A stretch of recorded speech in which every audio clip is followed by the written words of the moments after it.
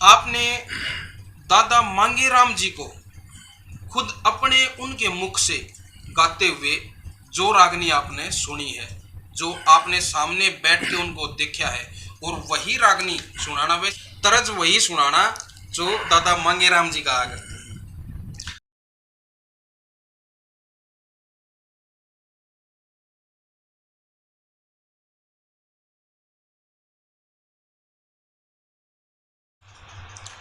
Haryanvi family TV YouTube channel देखने वाले सभी दर्शकों ने राम राम। दोस्तों, Haryanvi family TV YouTube channel के खास प्रोग्राम कविराज में आप सबका स्वागत है। दोस्तों, हमने एक छोटी सी मुहिम चलाई है कि अपने जो कवि हैं, जिन्होंने भजन, रागनियाँ, किस्से, कहानियाँ, इन तरह की जो चीज़ें जो लिखी हैं, उनके ऊपर प्रकाश डालने की कोशिश। जैसा कि इनकी लिखी हुई कविताओं को हर कलाकार गाता है, इन कवियों की, उनका नाम तो हमारे समाज में हो जाता है, लेकिन उनकी फेस वैल्यू नहीं बन पाती, उस चेहरे को लोग पहचान नहीं पाते। बहुत सारी रागनियाँ जो हमारे हरियाणवी जो कलाकार हरियाणा के हैं जो गाते हैं, उनका नाम, वो उस रागनी में उनकी छाप लगती है, लोगों को पता लग जाता है कि भाई किस कवि की ये रागनी है, किसका भजन है, लेकिन चेहरे से उनको लोग नहीं पहचान पाते। बस ये छोटी सी कोशिश है हरियाणवी फैमिली यूट्यूब चैनल की कि हम उन कवियों तक पहुँचे और उन कवियों को आपसे रूबरू करवाएं, ताकि कहीं पे भी जब आपको ये पता लगे किस कोई भजन या रागनी आप लोग सुने, उस पे जब किसी की छाप लगे तो आप ये पहचान सकें कि ये वो आदमी है। इसी कड़ी में आज मेरे साथ हैं एक ऐसे कवि जिन्होंने हरियाणवी संस्कृति के लिए बहुत ही बड़ा योगदान दिया है। लगभग अपनी जीवन के बहुत ज़्यादा वर्ष उन्होंने इस संस्कृति को दिए हैं, लेकिन वही दुविधा है कि लोग आज उनको चेहरे से पहचान नहीं पाते। मेरे साथ हैं हरियाणा सरकार द्वारा प्रथम पुरस्कार से सम्मानित बड़े बेहतरीन कवि श्री हरिपाल गौड़ जी। राम राम जी। राम राम जी। दोस्तों, आइए मैं आपको मिलवाता हूं। आज इनके जीवन के ऊपर प्रकाश डालेंगे, किस तरह से इनका जीवन जो है, इनका बचपन बीता है, कहाँ इन्होंने जन्म लिया है और किस तरह से ये इस संस्कृति से, भजन रागनियों से जुड़े हैं, कैसे इनकी शुरुआत हुई है और क्या क्या इन्होंने अपनी कलम से लिखा है। जैसा कि मुझे पता चला है, इन्होंने भजन, रागनियाँ, किस्से, कहानियाँ, फिल्म, नाटक, बहुत सारी जो हरियाणवी संस्कृति को जो उठाने वाली जो चीज़ें हैं वो इनकी कलम से लिख ली हैं। इन्होंने अपने जीवन में अभिनय भी किया है। वो सब बातें आज इनसे जानने की कोशिश करेंगे। और दूसरे जो मेरे साथ जो बैठे हैं, हमारे जो हरियाणा प्रदेश की बड़ी बेहतरीन एक कैसेट कंपनी, जब जिस टाइम पे सीडी का, कैसेट का, जो ऑडियो का जो दौर होता था, एक कैसेट कंपनी होती थी एसपीएन कैसेट कंपनी। हरियाणा के बड़े ही बेहतरीन रागनी सिंगर होते थे शिव कुमार जी। उनके छोटे भाई श्री रमेश जी भी हमारे साथ बैठे हुए हैं। रमेश जी, राम राम। राम राम भाई। सभी हरियाणा फैमिली यूट्यूब चैनल को देखने वाले दर्शकों को भी हाथ जोड़कर नमस्कार। और भाई, हमने छोटा सा अपना एक स्टूडियो भी लगा रखा है और एक चैनल भी चला रखा है एनडी भारत के नाम से जी, यूट्यूब चैनल है। उस पर अपने हरियाणा संस्कृति को थोड़ा बढ़ावा देने के लिए इससे जुड़े रहते हैं। आप भाई सब सहयोग दो और हरियाणा फैमिली यूट्यूब चैनल को ज़्यादा से ज़्यादा भाई शेयर भी करो और सब्सक्राइब भी करो और लाइक भी करो। जी, धन्यवाद। तो दोस्तों, आइए आपको रूबरू करवाता हूँ हरियाणा के बड़े बेहतरीन कवि श्री हरिपाल गौड़ जी से। हरिपाल जी, आपका स्वागत है Haryanvi family TV YouTube channel के खास प्रोग्राम कविराज में। धन्यवाद जी। आज Haryanvi family TV YouTube channel की टीम आपके पास पहुंची है। हम आपसे जानने की कोशिश करेंगे आपके अब तक के जीवन के बारे में। जी। शुरुआत करेंगे आपके बचपन से। जी। सबसे पहले आप हमारे दर्शकों को बताएं कि आपका जन्म कहाँ हुआ, किस परिवार में हुआ, अपने माता पिता के नाम के साथ आप अपना परिचय हमारे दर्शकों को देंगे। मेरा नाम हरिपाल गौड़ है, जैसा कि भाई साहब ने बताया है।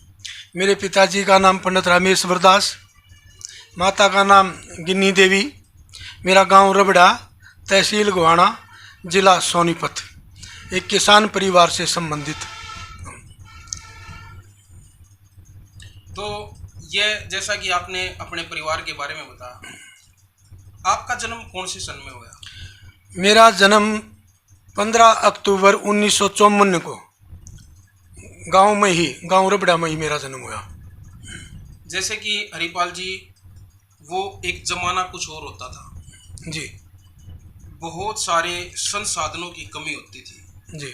तो थोड़ा सा हमें आप याद करके बताएं कि आपका जो बचपन था, जो बिल्कुल जो बचपन के जो दिन होते हैं जी वो आपके कैसे बीते। उसके बाद आप हमें बताएं अपनी शिक्षा के बारे में, आपकी प्रारंभिक शिक्षा की शुरुआत कहाँ से हुई और उसके बाद कहाँ तक की आपने पढ़ाई की है। दरअसल क्या है कि हम 6 भाई थे। जी 6 भाइयों में मेरा दूसरा नंबर था। माँ बाप और बड़े भाई ने मेरे को खूब अच्छी तरह मतलब लाड प्यार के साथ मेरे को पाला। जी उसके बाद पढ़ाई में मेरा बहुत ही योगदान दिया मेरे बड़े भाई ने भी, माँ बाप ने भी। उनके योगदान की वजह से, उनके आशीर्वाद की वजह से मैंने MA MPhil BEd और पत्रकारिता में डिप्लोमा किया। और उसके बाद फिर मैं मतलब इधर उधर सर्विस करता रहा। पहले पत्रकार के रूप में काम किया, उसके बाद फिर मैं शिक्षण संस्थान गौड़ ब्राह्मण शिक्षण संस्थान रोहतक में कार्यरत रहा। वहाँ प्रोफेसर के तौर पे मैंने काम किया और उसके बाद मैं प्रिंसिपल के पद से, प्राचार्य के पद से मैं 2012 में रिटायर्ड हुआ। जी, ये जो बात थी आपके बचपन की, आपकी पढ़ाई की, आपकी सर्विस की और उसके बाद आप रिटायरमेंट हो गए। अब शुरुआत करते हैं जो इस समय के साथ साथ जो आपका जीवन बीता हरियाणवी संस्कृति से जुड़कर, जैसे कि भजन, रागनियाँ, सांग, इनकी तरफ आपका जो रुझान हुआ, उस चीज़ की शुरुआत कैसे हुई? बचपन में छोटे मोटे गांव में जो प्रोग्राम होते थे जी उन प्रोग्रामों में धीरे धीरे मैंने गाना शुरू किया। जी क्लास स्कूल में जो प्रोग्राम होते थे शनिवार के दिन जो होते थे पाठशालाओं में बाल सभा जो होती थी, वहाँ से मैंने अपना गाना बजाना शुरू किया। और मेरे गुरुजी थे पंडित गोपीचंद शर्मा रिठाड़ के, जो पहली क्लास में जो मुझे पढ़ाते थे, उनने मेरा काफ़ी प्रोत्साहन किया, मेरे को काफ़ी प्रोत्साहित किया। और मैं ज़्यादा उसमें कुछ याद भी नहीं था, गाने का भी कोई इतना वो नहीं था, फिर भी मेरे को वो क्लास में खड़ा कर देते। और उनके प्रोत्साहन की वजह से मैं मतलब आगे बढ़ता गया। और धीरे धीरे कॉलेज में जाने के बाद भी मैंने कॉलेज में भी मतलब इन प्रोग्रामों को जारी रखा। और उसके बाद मैं यूनिवर्सिटी लेवल का गायक और कलाकार हुआ, जो मैंने कई बार यूनिवर्सिटी लेवल पे मेरी मतलब सेकंड, कभी फर्स्ट, इस तरह से मेरी पोजीशन गायक के उसमें रही। तो ये आपकी जो शुरुआती जो इस लाइन में जो आने का जो एक रास्ता रहा वो ये रहा। हाँ। उसके बाद जैसे कि यहीं पे मैं बात करूँगा कि जब आप पढ़ाई के साथ साथ आप इस लाइन से जुड़े, तो परिवार का जैसे उनका क्या कहना था? क्या उस टाइम पे उन्होंने आपका साथ दिया या आपको रोकने की कोशिश की इस लाइन से? कैसे क्या होता था? मेरे पिताजी को जब पता चलता था जी तो वो बहुत क्रोधित होते थे। हम छुप के रात के समय छुप के कहीं गाना बजाना करते, कहीं सांग भजन देखने के लिए जाते। जब भी उनको पता चलता तो वो सुबह बहुत ताड़ते थे। उन्होंने इस मामले में मेरा कहीं कोई सहयोग नहीं किया। उनका एक ही कहना था कि हमने आपको पढ़ाने के लिए कॉलेज में दाखिल किया है, आप पढ़कर अपनी ज़िंदगी बनाओ। ये कोई रास्ता नहीं है एक पढ़े लिखे बच्चे के लिए, पढ़े लिखे व्यक्ति के लिए और हमारे परिवार के लिए। ये कोई अच्छा काम नहीं है, हम इसको अच्छा नहीं मानते। आप अपना पढ़कर अपनी ज़िंदगी बनाओ। तो जैसा कि हमें पता लगा कि आप सांग लाइन से बहुत ज़्यादा जुड़े हुए हैं जी, तो सांगों की तरफ आपका कैसे रुझान हुआ? कैसे उन चीज़ों की शुरुआत हुई? पहले तो जब हम बिल्कुल 8-7-10 साल तक के थे, तब हमने पंडित मांगेराम जी के सांग देखे, क्योंकि हमारे एरिया में डिस्ट्रिक्ट सोनीपत के, ज़्यादातर सोनीपत के एरिया में पंडित मांगेराम जी के सांग ज़्यादा होते थे। तो बचपन में हमने मतलब उनकी एक्टिंग की तरफ, उनके गाने की तरफ थोड़ा थोड़ा हमें भी मतलब रुझान सा हुआ। ऐसा लगा मन में हम भी पंडित मांगेराम जैसे बने, हम भी गायक बने, हमको भी लोग सुने। उसके बाद फिर पंडित जी एक्सपायर हो गए सन 67 में। फिर ये बेड़ा जो था पंडित मांगेराम जी वाला, एक पंडित जनारायण जी थे कुराड़ के, जो जिनको बाद में मैंने अपना गुरु धारण किया, वो इस बेड़े के मालिक हो गए। और उन्होंने हमारे गांव में, जैसे हमारे गुआंड में, गुहाना तहसील में बहुत काफ़ी मतलब उनके प्रोग्राम होते थे, और मैं उनसे बहुत ज़्यादा प्रभावित हुआ और मैं मतलब उनके पास गया। अब मैं आपको मतलब शिष्य बनना चाहता हूँ। तो गुरुजी बहुत समझदार थे। उन्होंने मेरी बोलचाल से, मेरे उससे ओढ़ने पहनने से मेरे से पूछा, अगर भाई क्या काम करते हो? मैं बोला गुरुजी मैं बीए में पढ़ता हूँ। तो ऐसा सुन के वो एकदम से मतलब वो फील सा किया, उन्होंने महसूस सा किया, नाराज से हुए। अरे पागल, ये हमारे वाली जो लाइन है, सांग भजन की जो लाइन है, ये तो अनपढ़ आदमियों की लाइन है, और आप पढ़े लिखे हो, बीए करने के बाद, एमए करने के बाद बहुत कुछ बन सकते हो, और इस लाइन में क्या है? इस लाइन में तो ये अपना डूम डल्लों के साथ रहना है, और आप के लिए और आपके परिवार के लिए ये मुझे तो अच्छा नहीं लगता। तो मैंने बार बार उनसे कहा कि नहीं गुरुजी, मैं मतलब आपके उसमें सानिध्य में रहना चाहता हूँ। तो उन्होंने फिर मेरे को फिर ये कहा, बेटे कभी समय आएगा जब देखना, अभी आप पढ़ो। और इसके बाद मैंने अपना मतलब पढ़ाई भी जारी रखी, और ये इस काम में भी, गाने बजाने में भी मैंने अपनी रुचि बनाए रखी। चाहे वो उसमें मैंने छुप के ही जाना पड़ा घर वालों से। मैं सांग भजन आसपास के 10-20 कोसों तक मैं सांग नहीं छोड़ता था, और रात के समय सांग देखता, और दिन में मैं अपना पढ़ाई का काम पूरा कर लेता था। मैं कभी पढ़ाई में भी कमज़ोर नहीं रहा। भगवान की कृपा से, गुरुजी की कृपा से, परिवार के आशीर्वाद से मैं उच्च को, हमारे गांव में मैंने दूसरे नंबर पर मैंने एमए की थी। मेरे से पहले एक मलिक साहब थे जो आकाशवाणी के डायरेक्टर रहे हैं, धर्मपाल मलिक जी, उन्होंने मेरे से पहले एमए की थी। उसके बाद इतने बड़े गांव में मैंने ही एमए की थी। तो मैंने गाने बजाने को अपनी पढ़ाई में भी बाधक नहीं होने दिया। अपनी इस रुचि को भी बरकरार रखा, और अपने पढ़ने और पढ़ाने के कार्य को भी मैंने अपना बरकरार रखा। मैंने किसी भी मतलब उसको अपना बैलेंस ऐसा बनाया, ऐसा संतुलन बना के मैंने अपना वो किया, ताकि मैं अपना वो शौक भी पूरा करता रहा।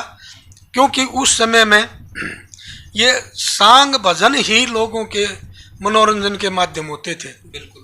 सभी बच्चों का, या सभी का, एक शहर में रहने वाले बच्चे तो सांग सिनेमे वगैरह देख लेते, ये सिनेमे वगैरह देख लेते थे, लेकिन गांव के बच्चों की पहुंच से वो बाहर थे।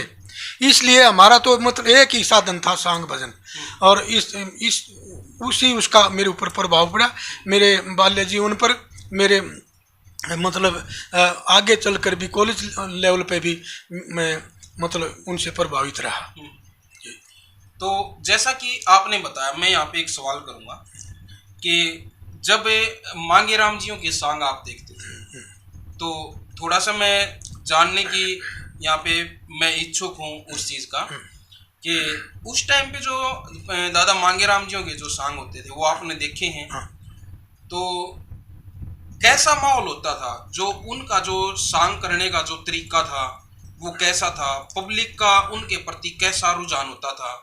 क्या कुछ माहौल होता था उस टाइम? जैसे आजकल ये हीरो हीरोइन को हम ये आज के बच्चे परमात्मा के तौर पे देखते हैं, उस समय पंडित मांगेराम जी, पंडित लक्ष्मी चंद तो चले गए थे, पंडित मांगेराम जी एक किस्म के बहुत बड़े हीरो थे हमारे समाज के, और इस साहित्य क्षेत्र के बहुत बड़े चिन्ह थे, और उनका लोग बहुत ही अधिक सम्मान करते थे।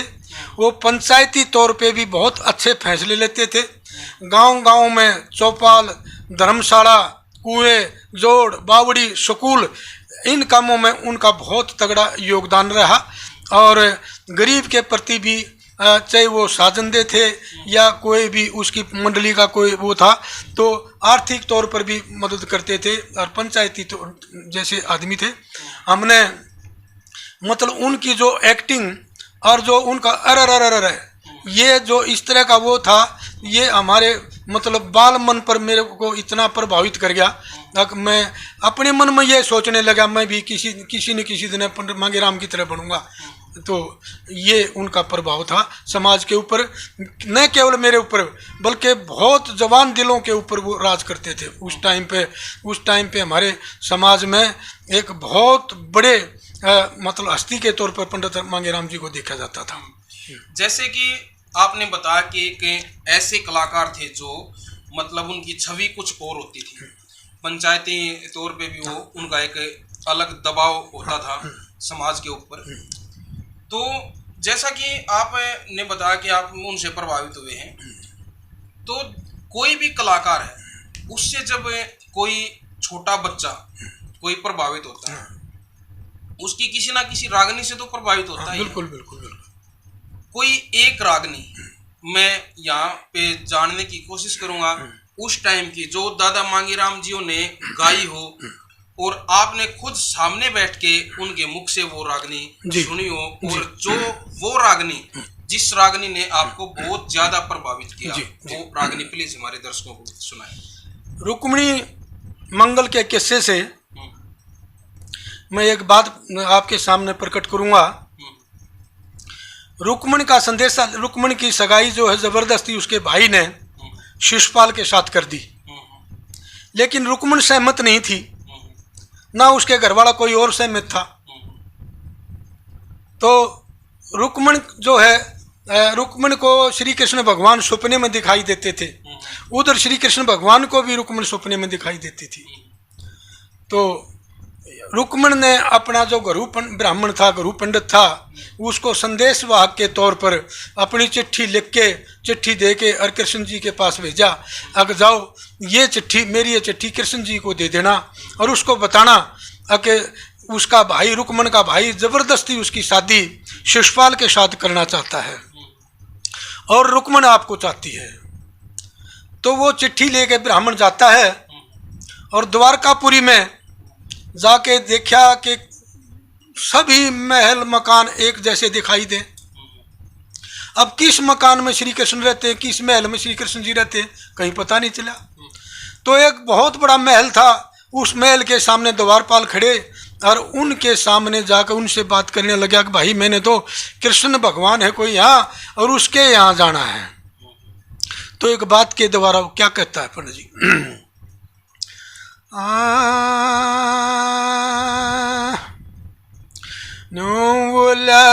कित से वो कृष्ण का दरबार अरे परेदार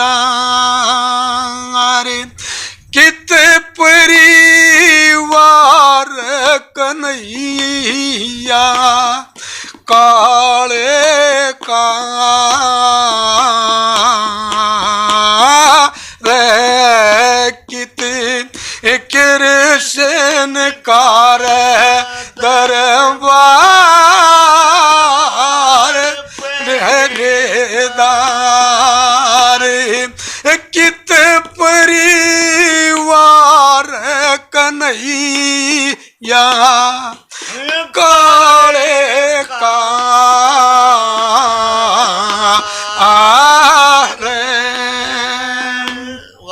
चल के कौंदनपुर ते आया सू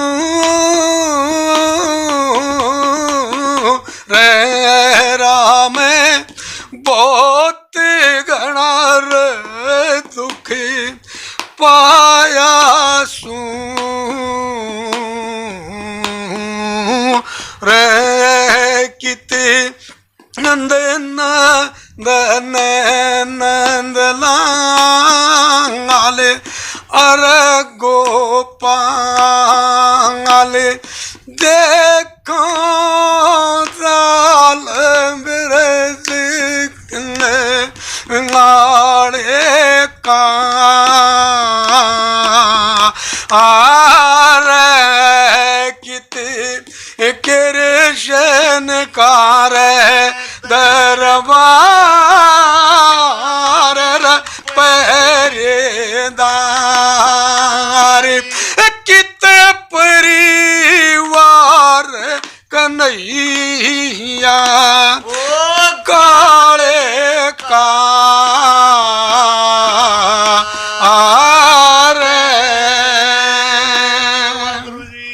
क्या बात है गुरु, बहुत ही शानदार जो तरीका जो आपका जो इस उम्र में भी जो आपका जो गाने का जो लहजा है वो काबिल तारीफ है। तो क्या ये रागनी आपने दादा मांगेराम जी को गाते हुए खुद सुना? मांगेराम जी का वो पार्ट नहीं है ये पार्ट जो ब्राह्मण बन के सुरजा गया, सूरजभान था उसके जो बेड़े में, ये सूरजभान इस रागनी को गाता था। अच्छा। हाँ, ये पंडित जी की बनाई और थी, पंडित जी उसके बराबर खड़े रहते थे। वो बैठते बहुत कम थे। हाँ, जहाँ तक मेरी यादाश्त है पंडित जी हमने स्टेज पर कभी बैठे नहीं देखे, खड़े ही देखे। और जो भी दूसरा गायक कलाकार अपने कलाकारी करता था, अपना पार्ट अदा करता था, पंडित जी उसको प्रोत्साहित करने के लिए उसके साथ खड़े रहते थे जी। ये तो गुरुजी जैसे कि साथ में मैं यहाँ पे एक रागनी वो भी यहाँ पे सुनने का इच्छुक हूँ और शायद हमारे दर्शक भी वो उस बात का इंतजार कर रहे होंगे कि जैसा कि मैंने सवाल किया था वही बात आपने दादा मांगेराम जी को खुद अपने उनके मुख से गाते हुए जो रागनी आपने सुनी है, जो आपने सामने बैठ के उनको देखा है और वही रागनी सुनाना। वैसे तो रागनियां बहुत सारी गाते थे, वो सांग करते थे तो बहुत कुछ गाते थे, बिल्कुल। लेकिन कोई ना कोई ऐसी रागनी हर कलाकार की, हर संगी की फेवरेट होती है जिसको वो बड़ा झूम के गाते हैं। आपने कौन सी ऐसी रागनी उनके मुख से सुनी जो दादाजी बड़े झूम कर गाते थे? तो इसी बात को आगे बढ़ाते हुए जो आपने जो प्रश्न किया है, इसी प्रश्न के साथ जुड़ता हुआ वो श्री कृष्ण के पास जब वो पहुंच जाता है द्वारपाल और चिट्ठी दिखाता है, मैं द्वारकापुरी से आया हूँ और रुक्मण ने यह संदेशा आपके नाम किया है। तो कृष्ण जी का रोल खुद गुरु जी करते थे, मेरे दादा गुरु पंडित मांगेराम जी। और वो एक बात के द्वारा जब जैसे ब्राह्मण उनको कहता है कि रुक्मण आपको बहुत याद करती है, तो पंडित जी क्या कहते थे वो क्या कहते हैं श्री कृष्ण भगवान? एक मिनट, तरज वही सुनाना जो दादा मांगेराम जी का आगे।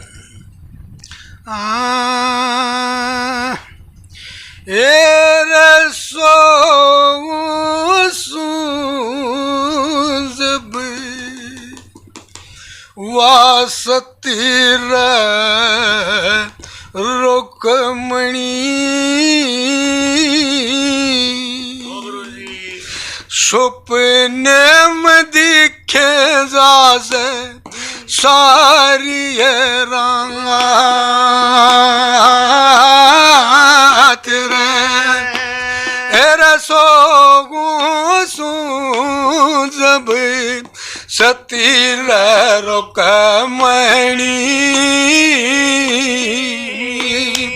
सपने में दिखे जासे सारी रात रे रम बड़ा विष्णु वाथी लक्ष्मी प्यारी फिर बड़ा राम वजन की दुलारी फिर बड़ा राम वजन के दुलारी इब किस के आगे किस के आगे कह जो सारी तीन जन्म की रमारी लोक महाबात रे हर सो जब सतीरा रुक्मणी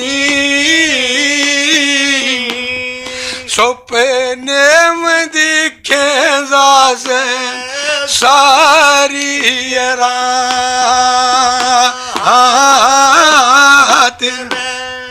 क्या बात है गुरु जी।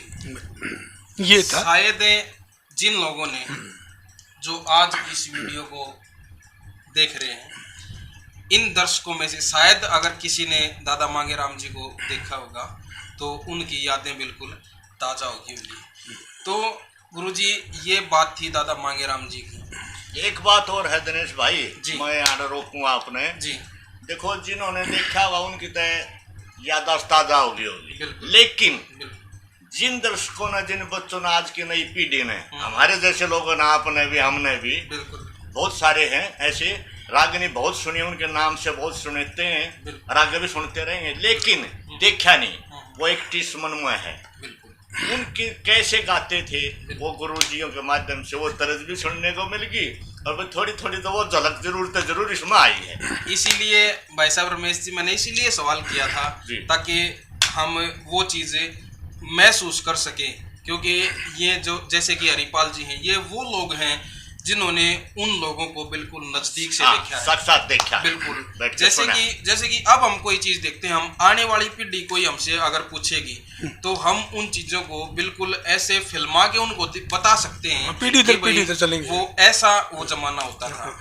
इसी बात को जानने के लिए उस माहौल को फील करने के लिए उस जमाने को फील करने के लिए मैंने ये सवाल आपसे किया था और बड़ा शानदार तरीके से आपने वो दादा मांगेराम जी के शायद हम उनको देख नहीं पाए ये हमारा दुर्भाग्य है लेकिन ये हमारा सौभाग्य है कि आज आपने बिल्कुल वो फिल्मांकन करके हमें दिखाया है। आपका बहुत बहुत धन्यवाद।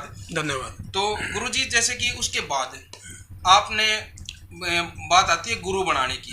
जब इस लाइन में हम कदम रखते हैं तो गुरु बनाते हैं और आपने पहले भी बताया कि आपने पंडित जय नारायण जी को गुरु बनाया और आप बता रहे थे कि आप जब वहाँ पे गए तो उन्होंने पढ़ाई के बारे में पूछा और आपको ये जवाब दे दिया कि भाई ये तो अनपढ़ों का काम है आप अपनी पढ़ाई पूरी करिए। क्या उस समय पे उन्होंने आपको अपना शिष्य नहीं बनाया? गुरुजी ने मतलब मेरे को उस समय अपना शिष्य स्वीकार करने से इनकार कर दिया और ये कहा कि जाओ पढ़ो अभी आपका पढ़ने का समय है। तो जैसे कि उन्होंने वापस भेज दिया उसके बाद आपके मन में ऐसा ख्याल नहीं आया कि भाई इन्होंने तो मना कर दिया अब मैं किसी और के पास जाऊं या किसी और को गुरु बनाऊं? नहीं मेरे उसमें क्योंकि मेरे ऊपर छाप पहले तो गुरु हमारे दादा गुरु पंडित मांगेराम जी की छाप लगी हुई थी। उसके बाद उसी के रूप में मैंने अपने गुरु पंडित नारायण जी को देखा वही एक्टिंग वही गाना वही तर्जें मैंने हूबहू मतलब पंडित मांगेराम जी का रूप उनमें देखा और इसलिए मैं दूसरे किसी गुरु के बारे में तो सोच ही नहीं सका। मैंने एक कलवे की तरह ठीक है गुरुजी ने कुछ मेरी भलाई के लिए सोच के कुछ कहा होगा मेरी पढ़ाई को देख के उन्होंने कुछ कहा होगा अगर बेटे तू आगे जाके कुछ बन सकता है लेकिन मैंने क्या था मैं उस बात का बुरा नहीं माना मैं आ गया अपने घर पे लेकिन मुझे धुन यही रही अगर मैंने एक कलवे की तरह अपने गुरु से ही शिक्षा लेनी है और मैं जहाँ आस पास वो जहाँ भी आते थे मैं सांग देखने जाता तो मेरी ये गारंटी थी हम दो साथी थे अगर दो कली रागनी की वो पकड़ेगा दो मैं पकड़ूंगा याद करूंगा। इस तरह हमने कुछ तो रागनियाँ ऐसे याद करी और कुछ फिर गुरुजी भी समझ गए कि ये पिंड छोड़ने वाला नहीं है। फिर गुरुजी का भी हृदय जो मेरे प्रति नरम हुआ और वो फिर बात लिखवाने लगे। तो पहली बार जब उन्होंने आपको अपना शिष्य माना उन्होंने तो वो उस मौके के बारे में आप में बताएं वो कहाँ की घटना हुई कहाँ आप उनसे मिलने गए हुए थे या कैसे क्या कहानी हुई? वो दिनेश जी ऐसा है मेरे गांव में मेरे गुरुजी के 3-4 साथी थे दोस्त थे। मेरे गुरुजी बड़ी ब्राह्मण गांव में ब्याहे हुए थे। अच्छा और हमारा गांव और बड़ी गांव एक ही समझा जाता है तो मिलने के लिए वो हमारे गांव में आते थे। लेकिन एक दिन क्या हुआ एक जयपाल जाट था हमारे गांव का उसकी लड़की की शादी थी उस शादी में प्रोग्राम करने के लिए मेरे गुरुजी आ गए लेकिन बारिश होगी मौसम खराब हो गया सांग नहीं हो पाया। हमारे गांव का डेरा जो है बाबा का डेरा बहुत बड़ा डेरा है उस डेरे में बैठ के और जैसे बैठक के गाने होते हैं ना, इस तरह के गाने शुरू हो गए। ठीक। तो एक दो गांव के गाया, एक दो साथियों ने, जैसे उनके साथ ये त्यागी था, त्यागी ने भी सुनाया। फिर गुरुजी कहने लगे भाई गांव का कोई और तो कोई सुनाओ। तो मैंने गाया, मेरे जो उनके साथी थे वो कहने लगे भाई हमारे गांव का ये बच्चा, ये लड़का गाता है और इनको दो प्रोत्साहन। तो मैं खड़ा हुआ, मैंने गाया, नारद के बोल मेरे हृदय समायो। भगवान की कृपा, गुरुजी बहुत प्रभावित हुए। एक लाइन सुना कर दिखाओ गुरुजी।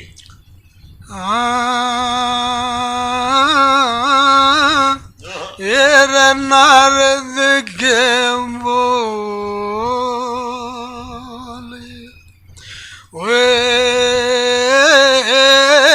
नारद के बोल मेरे हृदय समाए नारद के बोल। तो ये उत्तान पात के किस्से से मैंने ये बात ये सुनाई। और गुरुजी बड़े प्रभावित हुए। प्रभावित होने के बाद खुश हो गए, नहीं बोले भाई इसने को गुरु तो मनाया नहीं, अभी तो ये बगैर गुरु का वो है, आगे कैसे बढ़ेगा। तो जो उनके वो साथी थे मेरे गांव वाले, उन्होंने कहा भाई आज से तू ही इसका गुरु हो गया। पंडित जनानी जी को उन्होंने कहा, मेरे गुरु जी को, आज से भाई लड़के का गुरु तू ही हो गया। और जैसे ही उन्होंने कहा, मैंने उसी दिन से अपना मन से भी और हर तरह से मतलब एकलव्य की तरह अपना गुरु धारण करके, और मैं इस तरह से उनकी भक्ति भी की, साथ ही साथ अपनी पढ़ाई भी करी। फिर मैं मतलब जो आगे जो जीवन की ओर होते हैं फील्ड होते हैं, उन फील्डों में आया। फिर भी मैं अपने गुरु के पास आता जाता रहा। लेकिन दुर्भाग्य से गुरुजी हमारा साथ छोड़ गए। 1990 में गुरुजी चले गए। गुरुजी जाने के बाद फिर तो ये है। तो जैसे कि जो पंडित जयनारायण जी हाँ। जी थे जो आपके गुरुजी, हाँ। क्या वो मांगेराम जियों के जाने के बाद हाँ। उनकी जो कमी थी जो समाज में, हाँ। क्या वो पूरी करने में सफल होते थे? बहुत अच्छी तरह लोगों ने उतना ही सम्मान पंडित जनानी जी को दिया जितना मांगेराम जी को देते थे। लोगों ने पंडित जनानी के अंदर से ही पंडित मांगेराम के दर्शन किए। बहु उदो, जैसे उन गोपियों ने कहा, बहु उदो जिन आखिन कृष्ण प्रलोचन, हे उदो जिन आँखों ने कृष्ण जी को देखा है, आज हम ही उन्हीं आँखों को देख रही हैं। आपकी आँखों के माध्यम से हमने कृष्ण जी को ही दर्शन कर लिए। इसी तरह लोगों ने पंडित जनानी जी के माध्यम से पंडित मांगेराम को ही देख लिया। वही आवाज़ थी, वही एक्टिंग थी, वही सादा रहना सहना, सादा मतलब गाना बजाना उनका होता। तो जैसा कि गुरुजी, जब आप उनके शिष्य बन गए, एक तरफ आपकी पढ़ाई भी चली हुई थी बिल्कुल उस टाइम पे। हाँ जी। और जो परिवार था वो भी इन चीज़ों से खुश नहीं था। तो उस टाइम पे आपने कैसे उस चीज़ को एडजस्ट किया? क्या आप उनके सांगों में जाने लग गए? जैसे कि एक गुरु के साथ जो शिष्य बनने के बाद वो सांग में अपनी प्रस्तुतियां देते हैं, क्या आपने भी ऐसा किया? अपनी प्रस्तुतियां उनके साथ में दी? बिल्कुल बिल्कुल जी। ऐसा है। गुरुजी के स्टेज के ऊपर मैंने कई बार, एक बार नहीं कई बार अपनी खुद प्रस्तुतियाँ दी। जब सारे जो नाचने वाले थे और कलाकार थे, जब अपना भवानी संभलने वाला गाना जो पेश करके जब वो बैठते थे, और उसके बाद गुरुजी का नंबर आता था, गुरुजी स्पेशल मेरे को ये कहते थे खड़ा हो भाई। उनके कहने के बिना मैं खड़ा नहीं होता था। जब वो कहते, जब सभी अपना प्रोग्राम दे के बैठ जाते और सॉन्ग शुरू होने से पहले जब गुरुजी जैसे खड़े होते हैं, अपना खड़ा होने से पहले मेरे को कहते खड़ा हो भाई, गाओ भाई। तो उस समय मैं अपनी जहाँ भी मुझे उनसे मिलने का मौका मिला, सॉन्गों में जाने का, देखने का मौका मिला, वहाँ मेरे को अपने आप ही बुलाते थे, अपने आप करते प्रस्तुति देते थे। तो जैसा कि गुरुजी आप उनके पास जाने लग गए थे, हाँ। जैसा कि आपने, जब हम अपना ये जो ये प्रोग्राम है कविराज, जो प्रोग्राम हमारा, हाँ। ये जो इसकी शुरुआत होने से पहले जब हम बैठे थे तो आपने हमें एक किस्सा बताया था। हाँ। जो बड़ा इंटरेस्टिंग मुझे लगा कि आप जो 3 दोस्त थे वो साइकिल लेकर हैं और बहुत दूर तक उनको अपने गुरुजियों को ढूंढने के लिए निकल गए थे। बिल्कुल बिल्कुल। प्लीज मैं चाहूंगा कि हमारे दर्शकों को भी एक बार वो कहानी आप नाम जरूर बताना। हाँ, और जो नाम थे जो आप आपने आपके जो नाम जो गाँव में प्रचलित थे, जो गांव में अभी बता। गांव में जो नाम आपके काट रखे थे, हाँ, हाँ। वह भी हमारे दर्शकों को बताना एक बार। पहले दिन मेरे गुरुजी बड़ी में सांग करके गए, जी 3-4 रोज पहले दिन नहीं, 3-4 रोज पहले बड़ी में सांग करके गए। जी तो हमारे पास किसी ने संदेशा भेजा, अब पिनाने सांग होने लग रहे हैं। पिनाना हमारे से 10 किलोमीटर आगे सोनीपत रोड पे है। बिल्कुल बिल्कुल। तो पिनाना वो हम 3-4 साथी इकट्ठे हुए, चलो जो गुरुजी पिनाने हैं और मिलके भी आऊँगे, सांग देख के आऊँगे। तो हम साइकिलों पर चल पड़े, जी पिनाने गए तो हमने पता लगा, अरे भाई गुरुजी तो जाली है यहाँ से। भाई कहाँ गए? अगर 2 बेटे गए, उससे आगे 2 बेटा गाँव था, 5-10 किलोमीटर आगे। हम 2 बेटा गए, 2 बेटा में हमने जाके पता चला, अगर भाई यहाँ कोई सांग सूंग नहीं, यहाँ तो कुछ नहीं। तो जी बहुत निराशा हुई और साइकिलों पर थक भी गए। शाम का समय था, अंधेरा होने लग गया। एक साइकिल पर दे तीनों का नहीं, अलग अलग साइकिल थे हमारे पास। तो हम थके हुए हम शहजादपुर अड्डे के ऊपर एक बार्बर की दुकान थी, नाई की दुकान थी, मुंशी नाई की। अच्छा अच्छा। हम मुंशी के नाम से आप शहजादपुर पहुंच गए? हाँ, हम मुंशी के नाम से जाना करते, क्योंकि मेरे गुरुजी वहाँ मतलब दाढ़ी डूडी बनवाया करते, अपने कटिंग वगैरह करवाया करते। अच्छा। उनके दोस्त थे वो। ठीक है। तो हम उसके पास गए और उन्होंने देखा रात के समय 8-9 का टाइम हो रहा और बादल छाए हुए, ये मतलब सावन भादों का महीना था। अच्छा। चमासा खूब अपने जोरों पर था। तो हमें देख के वो कहने लग रहा, वो दुकान बढ़ाने लग रहा था, अकबर जी इस टाइम कैसे आए? पहचान लिया मैं उन्होंने। अच्छा। क्योंकि गुरुजी के पास देख रखा था। ठीक। तो हम कहने लगे भाई इस तरह यार बहुत तंग हो गए, मुंशीराम भाई ये बता दे गुरुजी का सांग कहाँ हो रहा है, कहाँ है आजकल? तो बोला भाई ये कोमास पर हैं। अच्छा। अब गुरुजी कोमास पर हैं। मैं बोला मुंशीराम देखे वो ना करिए, हम बहुत तंग हो लिए, बालक थक लिए। हाँ, अब मजाक ना करिए। अग्नि बोला नहीं मजाक क्या होता। हम चल पड़े जी वहाँ से। ठीक है। वहाँ से चल पड़े तो जमुना माई जीटी रोड के पास तक आ रही चढ़ के। अच्छा। इतनी बारिश हो रही थी उस साल। ठीक है। तो हम चलते चलते एक रास्ता था, वो कोई भट्ठे की तरफ रास्ता जा रहा था। अच्छा। हम उस रास्ते से उतर लिए, आगे जमुना चढ़ी हुई, एकदम से घबरा गए, अगर भैया तो मर गए, इस तरह तो भागो उल्टे भागे। हम फिर जीटी रोड पर आ गए। तो हमारे साथ एक साथी था जो सोनीपत के एरिए के बारे में वाकिफ था, क्योंकि वहाँ वो बैंक में नौकरी करता था हमारा एक साथी। अच्छा। तो कहने लगा भाई अब की बार मैं कोमासपुर में ले जाकर छोड़ दूंगा थारे को। माँ चल भाई, वहाँ गए जी। तो असलियत में कोमासपुर वाले रोड पे, हम जीटी रोड से थोड़ा सा अप्रोच रोड थी, उस पर चले गए। तो किकरों में वो जो ये पहाड़ी किकर जैसे होती है ना, इनमें छुपा हुआ गांव, छोटा गांव। अच्छा। जाके हम गए वहाँ और हमने एक बूढ़े से पूछा, अगता हूँ या सांग हुआ है? यहाँ किसका सांग होता? यहाँ किसका सांग होता? रात ने पढ़ कह रहा कोई भैंस खोलनी है, भैंस खोलनी हो। अगता हुआ किसकी भैंस खोलने दे, हम तो दुखी हो रहे, तू बता। तो हम जी वहाँ से निराश होकर वापस आ गए। जो बनी थी ना वो किकर थी, उनमें बैठ के उस टाइम पे हमारे में 1-2 साथी बीड़ी पीता था। अच्छा। तो वो बीड़ी पीने लगे। तो कुदरतन क्या हुआ, वो वार्ता जैसे कहते हैं ना, वार्ता करने के बाद जब वो उसकी थाप दी ना, ढोलक की थाप दी, तो मेरे एकदम से कान गूंजे और मैं कहने लगा भाई सांग हो इस गांव में तो सांग होता, चलेंगे? वो बोले अरे अब तो पूछ का आए हैं यार, तो क्यों दुरुक्ति करे? अगना भाई अब मेरे कहने से चलो। मैं कहने लगा, तो जाके देखा भाई इतना पब्लिक, क्यों खाली टाइम था, बहुत पब्लिक जुड़ी हुई। और पंडित गुरुजियों ने मतलब ये सेठ ताराचंद का सांग कर रखा, बहुत तगड़ा सांग। तो हम दूर खड़े हुए अपने साइकिलों के पास खड़े, और हमने उस टाइम पर 10-10 रुपये मतलब हमने गुरुजी के नाम भेजे। अच्छा। दूर से, और अपने नाम बताए हमने। हमारे जो गांव में प्रचलित नाम थे, लोग कहा करते जो राधे पाले और सबाले। एक सभाचंद था, उसको सबाले का, एक राधे श्याम था, वो राधे, और मैं हरिपाल मुझे पाले। राधे पाले और सबाले ने रबड़ा के, और वो चमोला जब गुरुजी ने कहा रबड़ा का नाम सुन के वो बड़ा आशा करता रबड़ा और बड़ी के नाम से। तो मैं बोला भाई मन देव, वो जैसे ही उन्हें चमोला कह कर फिर चारों तरफ देखा उन्होंने, चारों तरफ आदमी दिखे नहीं, कहाँ नहीं।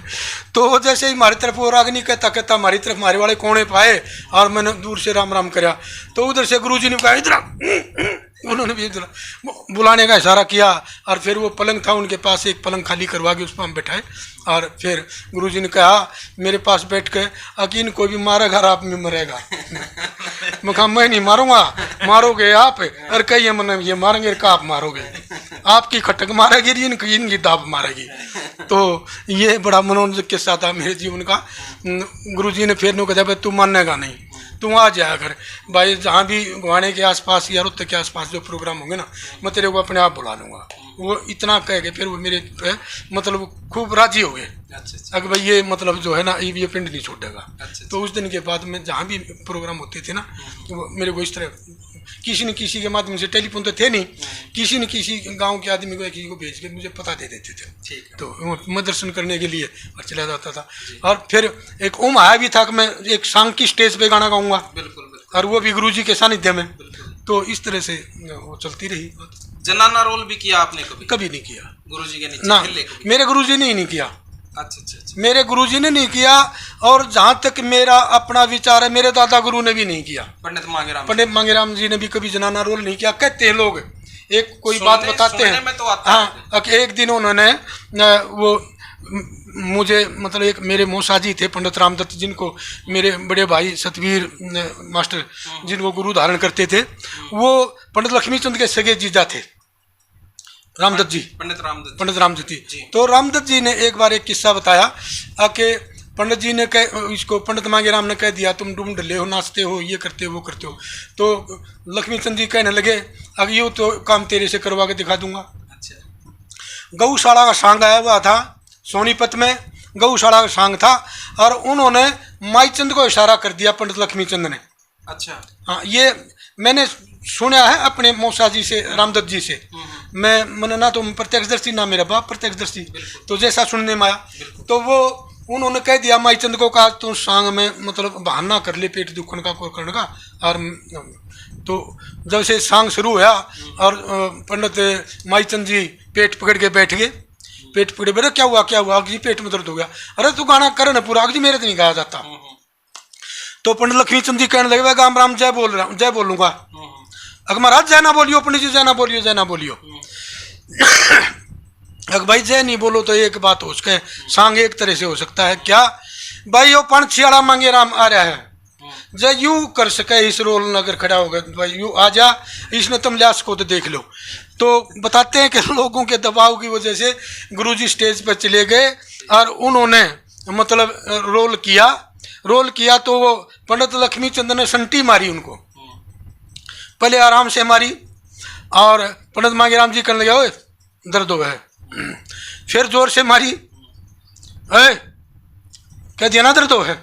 तो न्यू कह गया, जब लक्ष्मीचंद जी ने तीसरी संटी मारी तो एकदम से वो नाड़ा तोड़ गए, उसका वो गागरी का नाड़ा बगा गए, गागरी उस दिन के बाद हमने नहीं सुना कभी वो। बाकी और भी जो उनके हम जो लिया और कोई होगा जो उनकी उम्र के हम उम्र के होंगे उन कुछ बताया होगा, हमने ज़्यादा नहीं सुना उनके बारे में उन्होंने कभी जनाना रोल किया।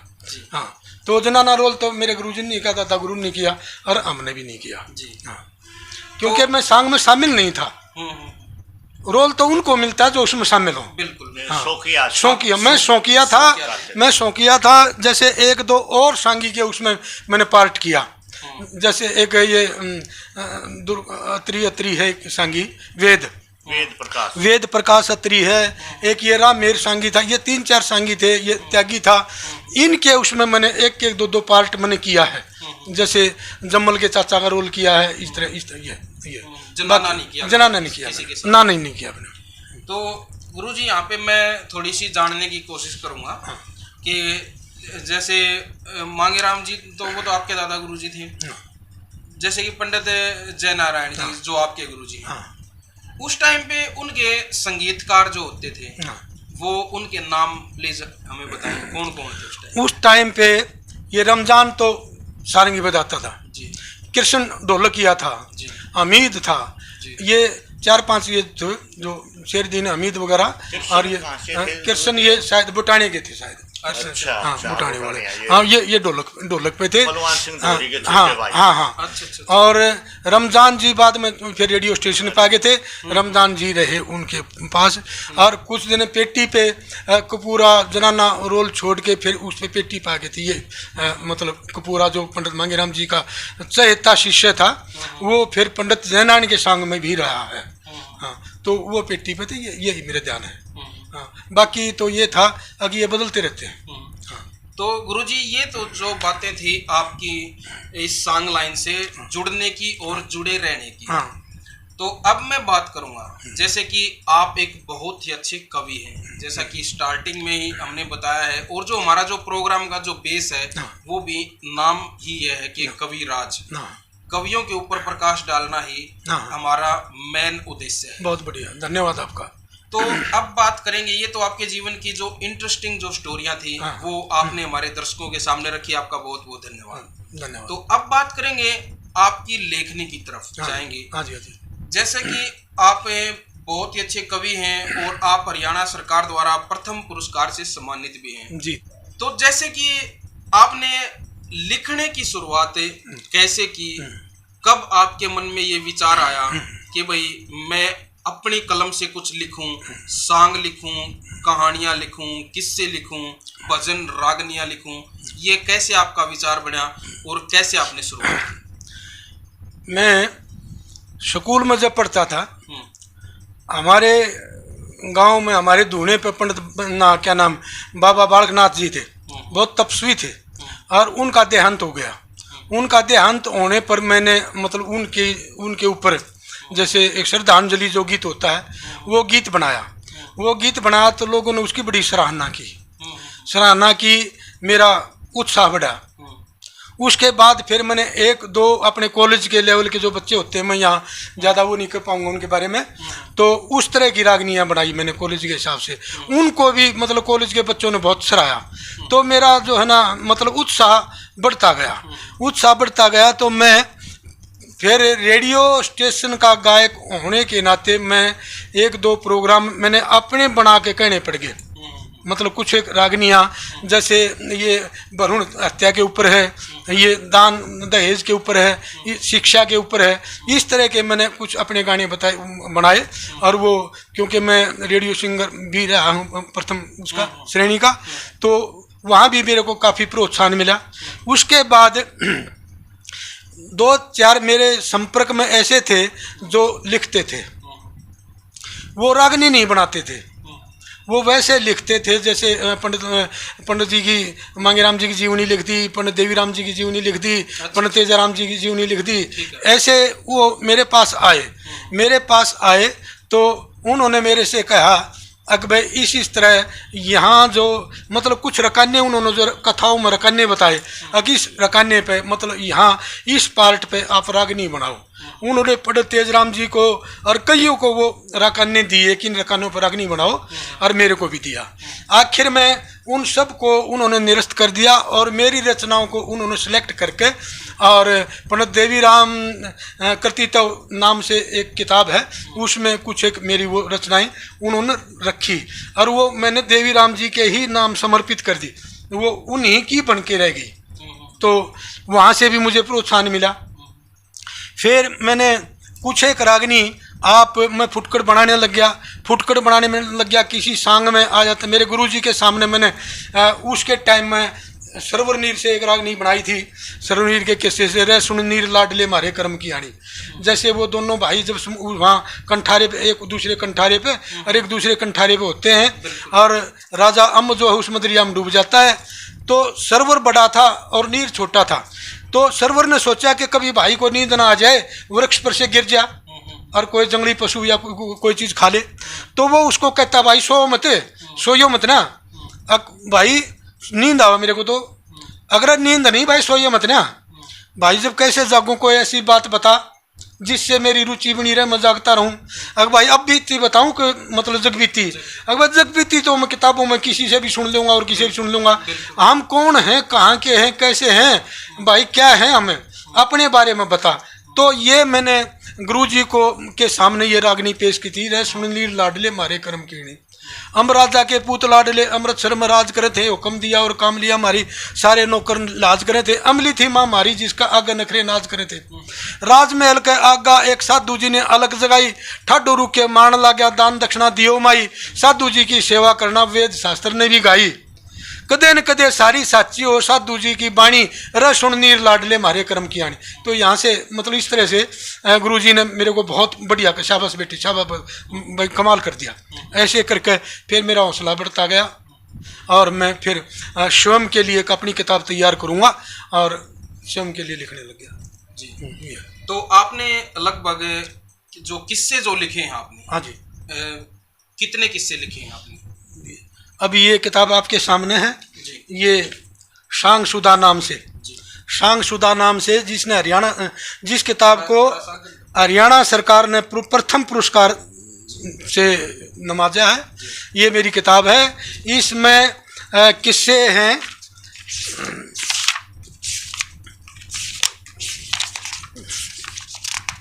इसमें किस्से हैं। पहला किस्सा है कीचक वध, दूसरा अभिमन्यु का विवाह, शैल बाला, राजा भोज शरण दे नाई की, नर सुल्तान निहाल दे, पृथ्वीराज अच्छनबाई, पृथ्वीराज मोहम्मद गोरी, ये पानीपत की लड़ाई, मोहम्मद गोरी के साथ जो पानीपत की दूसरी लड़ाई थी उसका वर्णन है इसमें। श्रवण कुमार, जो आजकल के बच्चे जो अपना पथ भ्रष्ट होते जा रहे हैं, माँ बाप की सेवा के प्रति, माँ बाप के प्रति उदासीन जो होते जा रहे हैं, उनके लिए शिक्षा पर दही है श्रवण कुमार। उसके बाद कुछ एक बातें मतलब ध्रुव भगत, चंद्र आस, सरवर नीर, अमर सिंह राठौर, ये किस्से मैंने बनाए हैं। और उसमें दूसरा इसका भाग है ब्रह्म ज्ञान, ब्रह्म ज्ञान की बातें हैं। और तीसरे पार्ट में जो आजकल के वातावरण के अनुसार हैं, जो आधुनिक विषयों के ऊपर, जैसे भ्रूण हत्या है, दान दहेज वगैरह, लड़की पढ़ाना, वो करना, शराब ना पीना, इस तरह की शिक्षा पर जो होती हैं बातें, वो है। ये मेरी पुस्तक है जो लगभग ये 12 किस्से इसमें हैं। ये अभी मतलब हाँ, ये अभी इसी वर्ष मतलब ये हरियाणा सरकार ने इसको पुरस्कृत किया है। पिछले महीने ही मेरे को मतलब इसकी वो राशि प्राप्त हुई है जी। हाँ। तो प्रथम पुरस्कार से आप, हाँ, प्रथम पुरस्कार से मुझे नवाजा गया है। हरियाणा में बहुत सारी ये किताबें गई हुई थी, कंपटीशन था। और ये जैसे हम पेपर जांचते हैं, तीन टीचर यूनिवर्सिटी के 3 लेक्चरर जैसे पेपर जांचते हैं ना, तो इसी तरह ये 3 लेखकों ने या 3 विद्वानों ने वो जांचनी होती है किताब। तो भगवान की कृपा से, गुरु जी के आशीर्वाद से, आप जैसे भाइयों के सहयोग से ये मेरी पुस्तक जो है प्रथम आई है। और ये मैं धन्यवाद करूंगा हरियाणा सरकार का भी और आप जैसे साथियों का भी, जिन्होंने मेरा मतलब प्रोत्साहन किया, मेरा उत्साह बढ़ाया और गुरु जी का आशीर्वाद मेरे ऊपर बना रहा। हरियाणवी फैमिली टीवी के दर्शकों को मैं यहाँ पे एक बात बताता हुआ चलूँगा, जैसे कि गुरुजियों ने बताया है अपने बारे में। दोस्तों, जो ये पुस्तक है, जो सांग सुधा, ये मैंने अभी ये प्रोग्राम शुरू करने से पहले लगभग 2-2.5 घंटे बैठकर मैंने ये पुस्तक खुद पढ़ी है। इसमें जो रागनियाँ हैं, जो किस्से हैं, जो भजन हैं, इसकी खूबी मुझे जो पता लगी है, जो मुझे महसूस हुआ कि वाकई में कुछ चीज़ है, वो ये है कि जो भाई जो गाते हैं, जो हमारे जो गाने वाले साथी हैं, मैं भी एक रागनी कलाकार हूँ और बहुत सारी किताबें हमने पढ़ी हैं। दादा लक्ष्मी चंद जियों की ग्रंथावली भी, पंडित मांगेराम जियों की, चौधरी मेहर सिंह जी की, माँ से दयाचंद जी की, चौधरी मुंशी राम जी की, और भी जैसे कि पंडित जगदीश जी की, देवीराम जियों की, बहुत सारी किताबें हमने पढ़ी हैं। लेकिन इस जो किताब में मैंने कुछ अलग ही बात लगी है। मेरे जो रागनी कलाकार जो भाई हैं, उनसे मेरी प्रार्थना है कि आप एक बार जो ये हमारे जो हरिपाल जी की, जो हरिपाल गौड़ जी की लिखी हुई जो ये रागनियों की जो ये किताब है, सांग सुधा के नाम से, आपसे मेरी प्रार्थना है। मैं इसका यहाँ पे प्रचार नहीं कर रहा हूँ कि देखो भाई ने सोचा कि ऐड करना लग रहा है, ऐड नहीं है। ये आप लोगों के लिए मैं एक खास बात बताने लग रहा हूँ इस वीडियो में क्योंकि यह एक ऐसी बुक है, आप लोग इसने खुद पढ़ोगे ना, जब आपने निबेरा लगेगा कि वाक्य में क्या चीज है। ऐसी ऐसी रागनियां गजब कर क्या है गुरुजियों ने, गजब। इसमें दिनेश जैसे जी, कि एक मिनट गुरुजी, जैसे कि लक्ष्मी चंद जियों की, मांगेराम जियों की, मेहर सिंह जी, जो जितने भी जो अपने जो फेमस जो कवि हैं, जो हरियाणा प्रदेश के कवि तो बहुत गणे हैं, लेकिन जो फेमस कवि जिनकी पढ़कर लोगों ने न्यू लगा है ना कि भाई कति नो लठ गाड़ रखा है, वो लठ इस किताब में श्री हरिपाल गौड़ जी ने गाड़ रखा है। और साथ साथ रागनियों की तर्ज भी लिख रखी है, इसमें बेचलन वाली कोई भी ऐसी बात नहीं है। दिनेश जी ने जो बताया ये सबसे विशेष बात ये है, रागनी तो याद कर ले, कोई भी कर ले, लेकिन उसको किस तर्ज पे गावे। और आजकल उस बात का पता ना लगने की वजह से हमारी जो पुरानी तर्जें हैं उन तर्जों में तोड़ मरोड़ करके लोग, ये आज के बच्चे गाने लग रहे हैं। मैंने जो मौलिकता होती है, जो पंडित लक्ष्मीचंद और पंडित मांगेराम जी और गुरु जनान जी के सानिध्य में रह के, जो मैंने मतलब मैं सानिध्य में गलत कह गया, मैंने लक्ष्मीचंद का सानिध्य मैंने ना देखा, ना मेरे पिताजी ने भी नहीं देखा उनको, तो मतलब जैसा भी मैंने देखा है, महसूस किया है, मैंने उन्हीं तर्जों के ऊपर, उन तर्जों के हर एक रागनी के ऊपर नाम लिखे हुए हैं।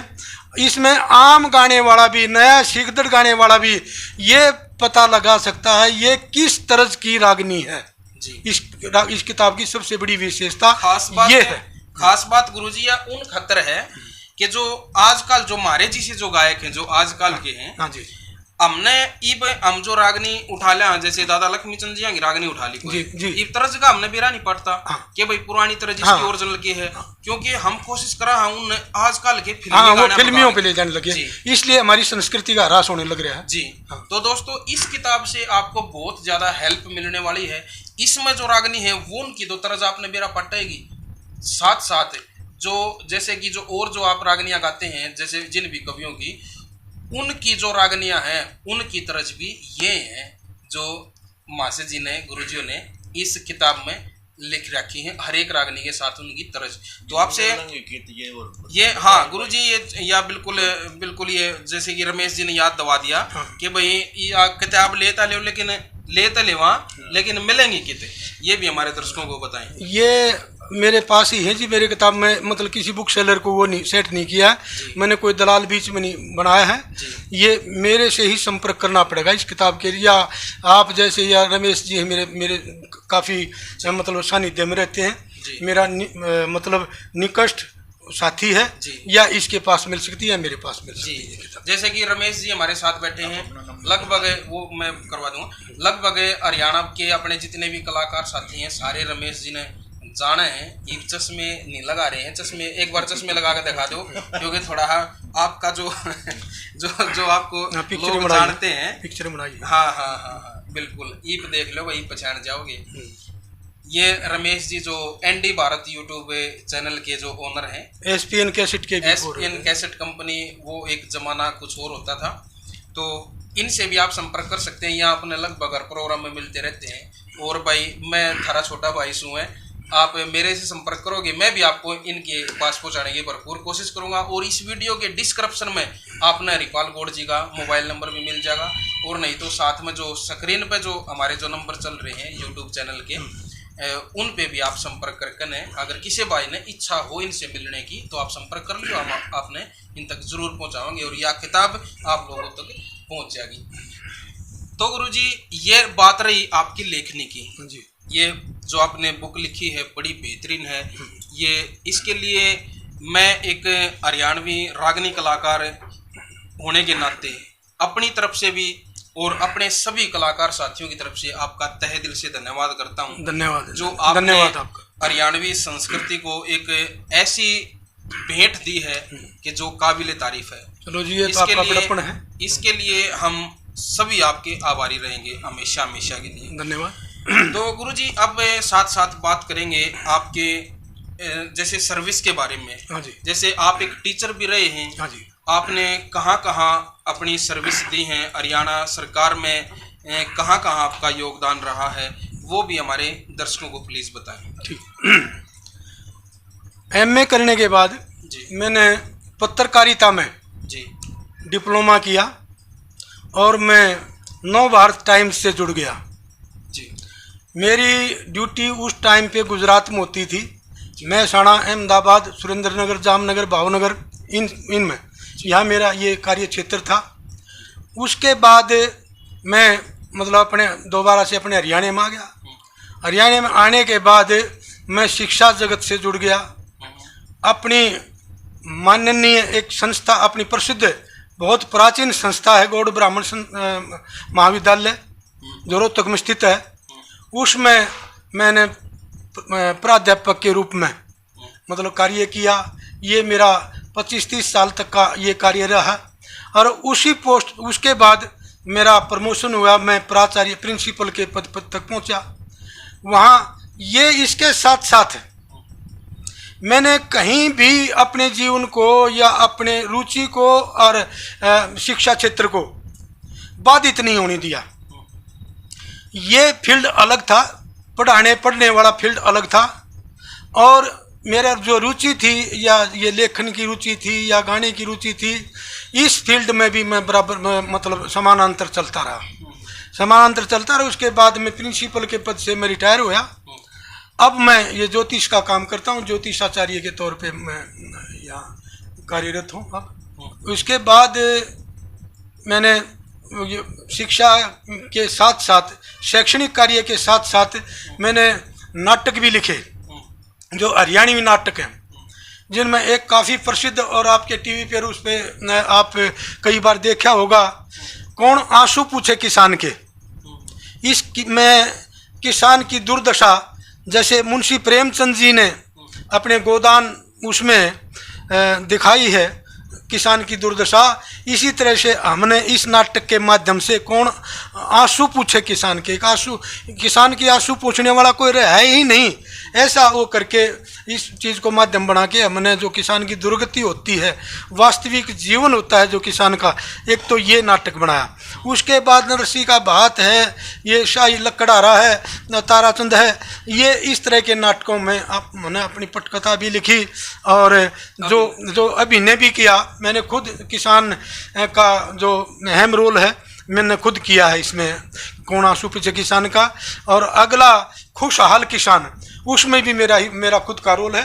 और उसमें जब ये कर्जा माफ़ी वगैरह हो गई, ये हो गया और किसानों की हालात सुधरने लगे, वो उसके बाद का वो मैंने तो कई मैंने बात मैं और बता दूं दिनेश भाई जी, भाई ये मेरे गुरुजी भाई अपनी इस फिल्मी लाइन में मेरे ये फिल्मी बाबू भी हैं। अच्छा बाबू का रोल इन्होंने बड़ी अच्छी तरीके से करना आता, बहुत ही अच्छा।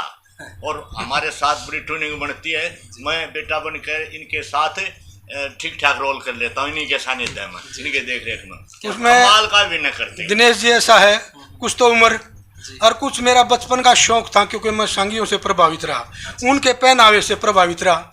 धोती कुर्ता और साफा, जैसे कि इस किताब के ऊपर भी जो मेरा फोटो है वो साफे में धोती कुर्ते में है। तो धोती कुर्ता मेरा मतलब एक किस्म से प्रसिद्ध और रुचिकर पहनावा था। उसी की वजह से मेरे को ये रोल मिलते थे। जो विज्ञापन क्षेत्र में भी मैंने कई कंपनियों में जो अपना मतलब वो काम किया है, उनके उसमें भी पब्लिसिटी दी है, मैंने अपना परफॉर्मेंस दी है। तो ये मेरा मतलब फील्ड रहा है कुल मिला के जी। हाँ। और तो गुरुजी, जैसे कि आपने शिक्षा के क्षेत्र में भी अपना बहुत बड़ा योगदान दिया है। हाँ जी। आपने जो हरियाणा सरकार है उसमें बहुत बड़ा आपका योगदान रहा है, आपने सर्विस दी है काफ़ी सालों तक। संस्कृति में भी आपका बहुत बड़ा योगदान रहा है। अब मैं थोड़ा सा आपको एक ऐसा सवाल मैं आपसे करूँगा। हाँ। जो बहुत ही जरूरी है करना एक लेखक से। हाँ जी। जैसे कि मामला होता है छाप काटने का। हाँ जी, हाँ जी, हाँ जी जी। बहुत से जो बड़े जो लेखक हुए हैं, बड़े मैं उनको कहूँगा कि जिनके सर्वमान्य जो बहुत ज्यादा प्रचलित, बिल्कुल, उनके साथ भी ऐसा मामला होता है कि कई बार उनकी रागनियों की भी छाप काट ली जाती है। आपके साथ कभी ऐसा कोई वाक्य हुआ कि आपको ये पता लगा हो कि भाई यह मेरी रागनी थी और इसकी छाप काट ली गई है, या किसकी उसके ऊपर छाप लगी, या हुआ या नहीं हुआ, ये हमें ना बताइए। अभी तक मेरे सामने तो देखो ऐसी कोई बात आई नहीं है कि मेरी छाप काट के और किसी ने रागनी गाई हो। हाँ ये है, जैसे पंडित मांगेराम जी की जो बताया मैंने, वो कवि श्रोमणी पंडित मांगेराम जी वाली किताब में देवी राम जी, वो मेरी इच्छा से दो चार रागनियाँ वो मिली हुई हैं। वो पंडित मांगेराम जी की ही छाप से चल पड़ी वो। जैसे कि आपने अभी देवीराम जी के बारे में बताया था, हाँ। तो जैसे आप बता रहे हो कि आप पंडित मांगेराम जी की जो किताब है उसमें भी आपकी रागनियां हैं। हाँ जी ऐसा हुआ। ये पंडित देवीदत्त जी के ऊपर पंडित केशवराम जी ने, डॉक्टर केशवराम जी किताब लिखने लग रहे थे जी। तो उनमें कुछ एक बातें अधूरी थी, जी। किसी की टेक थी या किसी भी थी, तो उन्होंने मेरे से संपर्क किया कि आप ही इन बातों को पूरा कर सकते हो, क्योंकि आपकी जो है शब्द और जो रचनाएं हैं वो उनसे मिलती जुलती हैं, पंडित मांगेराम से, पंडित देवी राम से उनसे मिलती जुलती है। वैसे मैंने और भी सांगी उनको दिए हैं कवियों को, देखूंगा अगर आपकी अच्छी हुई तो आपको सिलेक्ट करूंगा और उनकी अच्छी हुई तो उनमें मैंने किताब लिखनी है, ऐसा कहा उन्होंने मेरे से। तो उन्होंने मेरी रागनियाँ सिलेक्ट की और वो कुछ एक रागनियाँ पंडित देवीराम जी को ही मैंने समर्पित कर दी, उन्हीं के नाम से लिखी गई हैं वो उस किताब में, मेरी कुछ एक हैं उसमें। इसी तरह पंडित मांगेराम जी की जो कवि श्रोमणी पंडित मांगेराम जी वाली जो किताब है वो मेरे ही घर पे बैठ के लिखी गई थी शुरू में। अच्छा। और हाँ, उसमें जो लेखक थे उन्होंने मेरे से कहा कि यहाँ इस रकाने पे अगर कोई बात आप बना सकते हो, कुछ दे सकते हो, तो मैंने अपनी मर्जी से कुछ एक बातें पंडित जी की भी, क्योंकि वो तो मेरी प्रणाली थी, मेरे गुरु थे, मेरे दादा गुरु थे, तो उस किताब में भी मैंने कुछ एक रागनी अपनी, उदाहरण के तौर पे जैसे ये क्या नाम कृष्ण सुदामा का जो किस्सा है उसमें सारी उम्र गई टोटे में ना खाया टूक गुजारे थे, कौन सा खोट बनया साजन गई रूस लक्ष्मी मारे थे। ये रागनी मेरी बनाई हुई है, लेकिन मैंने अपनी इच्छा से, सब इच्छा से मैंने अपने गुरु के नाम समर्पित कर दी। जैसे मैंने अपनी ये किताब पंडित जयनारायण जी के नाम समर्पित की है, इसी तरह मैंने अपने गुरु मांगेराम जी के नाम भी एक आध और भी हो सकती हैं, ऐसी रचनाएं मैंने उन्हीं के नाम से समर्पित की है। जैसे कि आपने रागनी बताई है, हाँ गुरुजी दर्शक देखने लाग रहे हैं। हाँ जी, हाँ जी, कलाकार भी देख रहे हाँ हैं। बिल्कुल बिल्कुल। और ज्यादातर इन तरह की वीडियो को रागनी प्रेमी लोग ही देखते हैं। हाँ ठीक बात है जी। आप बता रहे हो कि रागनी आपने बताई सारी उम्र गई टोटे मना खाया टूक गुजारे थे, हाँ। कौन सा खोट बड़ा बड़ा साजन साजन गई रूस लक्ष्मी मारे थे। हाँ वो जब जाने लगे लगभग हाँ तकरीबन कलाकारों ने हाँ। क्या रागनी गाई है। हाँ दादा मांगेराम जी की छाप से रागनी गाई हाँ, जाती ठीक। है। हाँ मुझे कोई एतराज नहीं इसके ऊपर, मुझे कोई एतराज नहीं, क्योंकि मैंने स्वयं ही अपने गुरु के नाम समर्पित कर रखी। ये मेरी बनाई हुई है, इसकी पांडुलिपि भी मेरे पास है। अच्छा, जो अच्छा। हाँ इसकी पांडुलिपि जो शुरू में बनाते हैं ना वो भी मेरे पास है। मैं हर एक अपना रिकॉर्ड रखता हूँ। तो ये मैं इसमें मुझे किसी भी तरह का कोई एतराज़ नहीं, कोई भाई गाओ और मेरे गुरु के नाम से गाओ। ये मैंने जानबूझ के इसमें शामिल कर रखी है, क्योंकि उस टाइम पे मेरा जो किताब का पूरा लिटरेचर पूरा नहीं होने का, मुझे उम्मीद नहीं थी कि मैं किताब लिख सकता हूँ।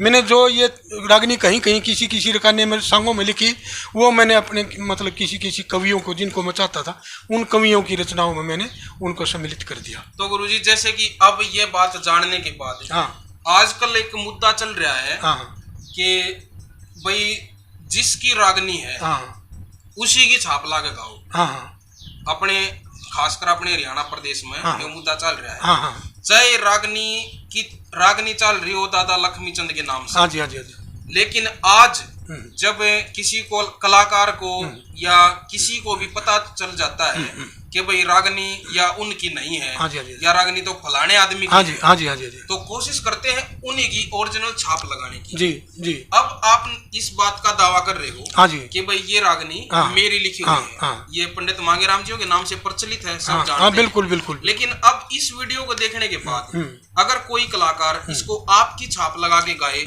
तो वो भी प्लीज आप बताएं। मैं दिनेश जी ऐसा है, मैं इसमें कोई कंट्रोवर्सी नहीं चाहता, क्योंकि बाप और बेटे का धन किसी ने नहीं बांटा। क्या बात है। वो मेरे दादा समझो, मेरे बाप समझो, मेरे गुरु समझो, अब मुझे बल्कि उल्टा इस बात का वो होगा, महसूस होगा कोई मतलब इसमें मेरे दादा गुरु की नामोशी होएगी, जबकि वो तो उस टाइम पे जिंदा भी नहीं था जब मैं ये किताब लिखी, और जब मैंने ये रागनी उसमें सम्मिलित की तो उसका तो कहीं कोई वो नहीं। तो मैंने तो जान पूछ के अपनी रागनी को चालू करने के लिए उसके शे में इसको फिट किया था। इस तरह की एक दो और भी हैं। लेकिन मैं यहाँ पे एक सवाल करूंगा आपसे भी करूंगा, और आप जैसे लोगों से मेरा सवाल है, जैसे कि ये कार्यक्रम तो हमने अभी शुरू किया है, कुछ दिन पहले कविराज। हाँ जी हाँ जी हाँ जी हाँ जी। अभी एक आध कवि से हम वैसे तो काफी से मिले, लेकिन जो हमारे कार्यक्रम में अभी 1 या 2 कवि ही शामिल हुए हैं। हाँ जी। धीरे धीरे करके हम और भी कवियों को इस प्लेटफॉर्म पे लेके आएंगे। ठीक। लेकिन बहुत ज्यादा हम इस चीज के बारे में घूम रहे हैं। हमें काफी लोगों से ये पता लगता है कि भाई यार कोई फेमस रागनी, अभी मैं इस कार्यक्रम में नहीं बताऊंगा मैं, हो सकता है कोई ऐसा आदमी इस प्लेटफॉर्म पे आए अपने मुख से ये वो चीजें बताएं। ठीक बात है। लेकिन ये बातें हैं कि रागनी बड़ी प्रचलित हैं फेमस कवियों के नाम से, लेकिन बाद में उनका पता चल रहा है कि भाई ये उनकी है ही नहीं, ये तो किसी और की है। तो जब उनका पता लगता है, जैसे कि आप बातों बातों में ये बात निकल के आ गई कि भाई ये रागनी आपकी है, और आप बता रहे हो कि भाई हमने खुद लगाई है। आप अकेले नहीं हो, आप जैसे बहुत से लोग हैं जो ये कहते हैं कि भाई हमने खुद छाप लगाई थी। क्यों लगाते थे?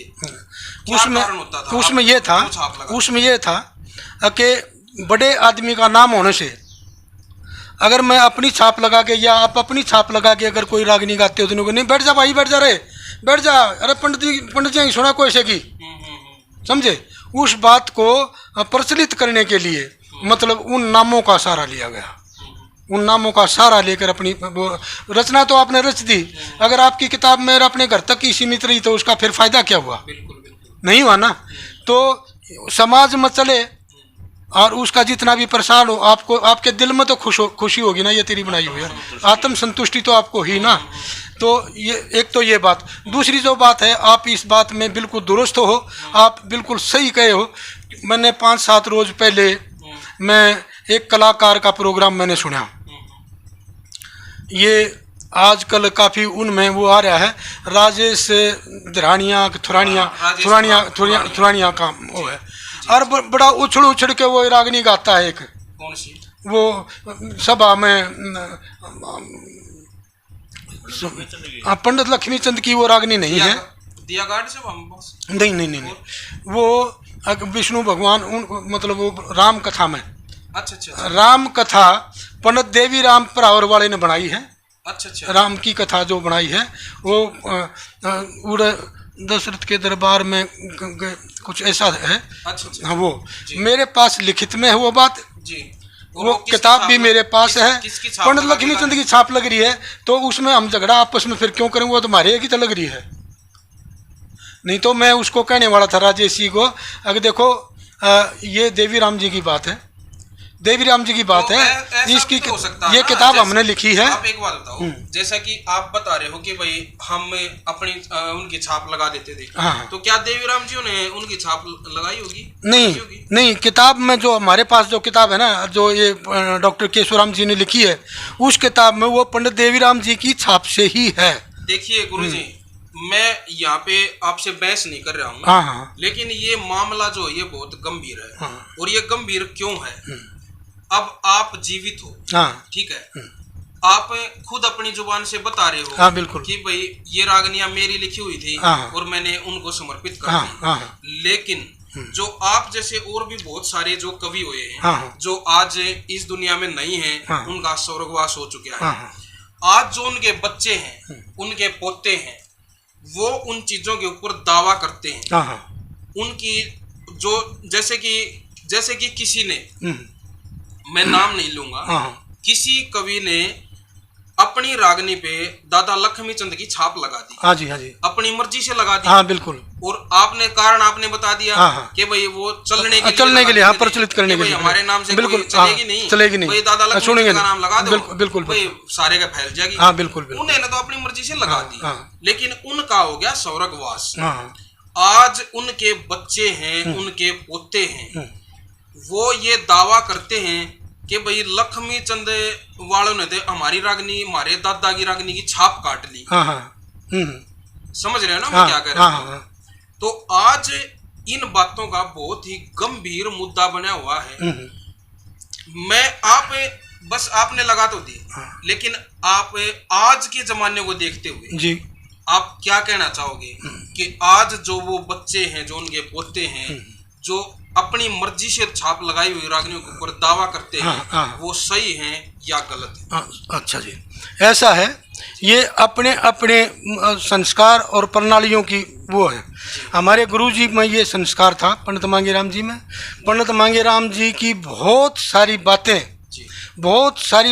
सभी जानते हैं, मैं अपने मुंह से क्या कहूँ, आप भी जानते हो। बहुत सारी बातें लक्ष्मीचंद जी के नाम से चल रही हैं जी। उन्होंने लक्ष्मीचंद ने तो जान पूछ के जबरदस्ती तो नहीं लगाई जी। वो पंडित जी ने ही अपनी मर्जी से उनकी छाप लगाई, अपनी गुरु भक्ति दर्शाने के लिए। तो इसमें अगर हमारे साथ कोई बात ऐसी आती है तो मैं अपने बच्चों को उनको थोड़ा झूठा करूँगा। मैं तो पंडित मांगेराम जी के परिवार को अपना वो मानता हूँ, मतलब उस जमीन को भी, जैसे मैं सुसाने गांव में से निकलता हूँ या वो गांव है क्या नाम, पांची गांव में से निकलता हूँ, मैं धरती से उचकारता हूँ, तो मेरे लिए तो वो परिवार सभी कुछ है। तो अगर वो ऐसा कहते हैं तो ये सारी किताब भी उन्हीं के नाम है या भी उन्हीं के नाम समर्पित है, मेरा कुछ ही नहीं है। तो ऐसा मेरे ऊपर तो कोई कंट्रोवर्सी होनी ही नहीं चाहिए। जब मैं ये खुद ये कबूल कर रहा हूँ, मैं खुद ये कहता हूँ कि बात मैंने जान पूछ के, मतलब अपनी रचना को चालू करने के लिए और अपने गुरुजी की महिमा बढ़ाने के लिए उसमें खुद अपने आप शामिल की है, और वो पंडित मांगेराम जी की है, ना कि हरिपाल की। ये स्पष्टीकरण है मेरा, बस। भाई देखिए, यही बातें हम यहाँ पे इनसे सुनना चाहते थे। और रही बातें छाप लगाने की, छाप लगाना और छाप काटना, ये दोनों एक अलग अलग विषय हैं। बिल्कुल, ठीक है। तो गुरुजी, जो आपकी जो भावना है उसकी हम कदर करते हैं। जैसे कि आपने बहुत सारी कविताएं, बहुत सारी नहीं, कुछ एक कविताएं जो अपने दादा गुरुजियों को समर्पित की हैं, और भी जो सांगियों को आपने समर्पित की हैं, हम आपकी भावनाओं की कदर करते हैं। तो अब बात करेंगे आपकी लेखनी की। जैसे कि आपने जो बुक लिखी है उसमें से मैं चाहूँगा कि कुछ रागनियाँ, एक दो जैसी भी आप सुनाना चाहें, एक टेक या एक कली, जैसे भी, जिससे जो हमारे जो दर्शक हैं उनको भी ये पता लग सके कि भाई किस तरह की बातें आपने लिख रखी हैं। प्लीज़ आप सुनाएं। एक बात मैं सुनाना चाहता हूँ पृथ्वीराज के किस्से से जी। जब राजा जयचंद पृथ्वीराज के खिलाफ षड्यंत्र रच के और मोहम्मद गौरी को भारत पर आक्रमण करने के लिए आमंत्रित करता है, तो राजा जयचंद की रानी राजा जयचंद को समझाती है कि पृथ्वीराज फिर भी अपना है और मोहम्मद गौरी बाहर का है, विदेशी है, विधर्मी है, आप ऐसा मत करो, अपने भाई के साथ धोखा मत करो। और एक बात की दोबारा क्या कहती है, देखिए मतलब खातिर करे दोस्ती, वो सच्चा प्यार नहीं से, अरे बेईमानदा अंगती काते कुछ एतबार नहीं से, देखे मतलब खातिर करे दोस्ती, यू सच्चा प्यार नहीं से, बेईमान दागती का वे कुछ एतबार नहीं से, देखे दगा करी थी राहु के तूने कजासी से पछाई, भस्मासुर ने दगा करी थी, काया भस्म कराई। इंद्र चंदा गए गौतम के घर, वगी कोड तवाई। इंद्र के भग लगी गात में, वो चंद्रमा गजाई। नीच के घर पे रहे मुर्गाइब, ऋषि दवार नहीं से। बेईमान दा गाती काते, कुछ एतबार नहीं से। क्या बात है, वाह गुरु जी, वाह। कोई और रचना भी साथ साथ सुना। जब मोहम्मद गौरी के साथ लड़ाई शुरू हुई, पानीपत की दूसरी लड़ाई का ये किस्सा है। राजपूत का पलड़ा बहुत भारी था, लेकिन किस्मत से पृथ्वीराज की आंख में दुर्घटनावश तीर लग गया और पृथ्वीराज अपने घोड़े से नीचे गिर गया। सेना में भगदड़ मच गई। भगदड़ मचने से पृथ्वीराज अकेला रह गया और उसको इसकी मोहम्मद गौरी की सेना ने उसको कैद कर लिया। और एक बात के द्वारा क्या हुआ,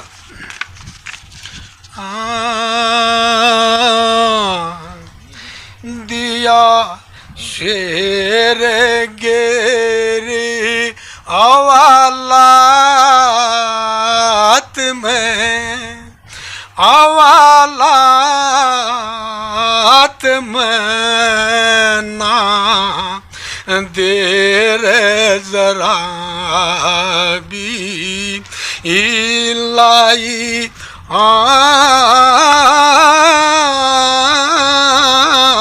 रे दिया शेर गेरी अवालात में, अवालात में ना देर जरा बिलाई। बाई गले में पड़ा था तो के पाया बेड़ी पड़ी हुई, तरवादी पोशाक मणि मोतियों से जड़ी हुई, बोल नहीं सक्या से नारा चौगर देख खड़ी हुई। ओए बोल नहीं सक्या से ना चौगर देत खड़ी हुई। हे रे रे रे रे देई लगा रहा थकड़ी हाथ में, एरे हाथ में ना दयार किसे न आई। हार दिया शेर गेरे अवालात में, अवालात में ना देर जरा बिलाई। तो गुरुजी, जो आपकी जो रचना है वो वाकई में काबिले तारीफ है। और जैसा कि आपने पहले ही बताया था कि आपने ब्रह्म ज्ञान भी बनाया है, तो मैं चाहूँगा कि हमारे दर्शकों के सामने एक आध भजन आप ब्रह्म ज्ञान से भी रखें। धन्यवाद। कवि मनुष्य को समझाता है कि तेरा जीवन जो है अक्षण भंगुर है, थोड़े दिन का ही है, और अपने आप को तो अमर मत समझे, क्योंकि आत्मा अमर होती है, शरीर तो अमर होता ही नहीं। तो एक बात के द्वारा क्या कहता है जी, क्यों टूल रया मन बोल रया कर उस ईश्वर का ध्यान जिसने तू बना। तो दोस्तों ये थे हमारे साथ बड़े बेहतरीन कवि श्री हरिपाल गौड़ जी। और दोस्तों जैसा कि आपने देखा कि इस वीडियो में लास्ट में जो कट लगा है उसके लिए हम माफ़ी चाहेंगे, क्योंकि जिस टाइम पे हम ये अपना एक प्रोग्राम कविराज रिकॉर्ड कर रहे थे उस टाइम पे किसी टेक्निकल प्रॉब्लम के कारण ये लास्ट की 3-4 मिनट की वीडियो रिकॉर्ड नहीं हो पाई।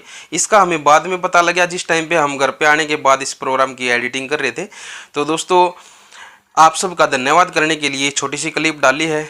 और आप सबसे निवेदन है कि जो हमने ये मुहिम चलाई है कवियों के ऊपर प्रकाश डालने की, ये आपको कैसी लगी आप हमें कमेंट करके ज़रूर बताएं। और आपकी नज़र में कोई कवि हो आपके आसपास आपकी जानकारी में, तो आप हमें उनसे मिलवाने की कोशिश करें। जो स्क्रीन पर जो हमारे नंबर चल रहे हैं आप उन पे कांटेक्ट करके हमसे संपर्क कर सकते हैं। जब भी आप हमें किसी कवि के बारे में बताएंगे तो जल्द से जल्द Haryanvi family TV YouTube channel की टीम आप तक पहुंचने की कोशिश करेगी। और बहुत जल्द हम अपने इस खास प्रोग्राम कविराज में किसी खास कवि से आपको रूबरू करवाएंगे। इन्हीं सब बातों के साथ Haryanvi family TV YouTube channel की तरफ से हम आपसे विदा लेते हैं। आप सभी को एक बार फिर से हाथ जोड़ के राम राम है। राम राम जी।